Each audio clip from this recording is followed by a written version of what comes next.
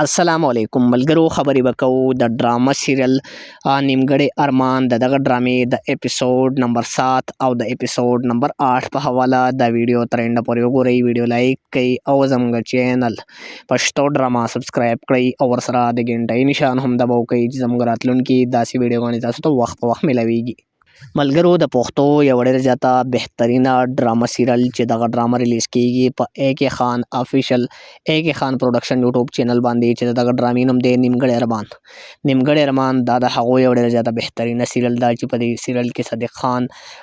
او داسې نور هم ډېر ښه کاسټ په دغه ډرامه کې شامل دی چې دغه ډرامه ریلیز کیږي په اے کے خان پروډکشن یوټیوب چینل باندې. تر اوسه پورې د دغه ډرامې اووه اپیسوډ چې کومې دي نو هغه په یوټیوب باندې ریلیز شوي دي، او نن د دغه ډرامې نوی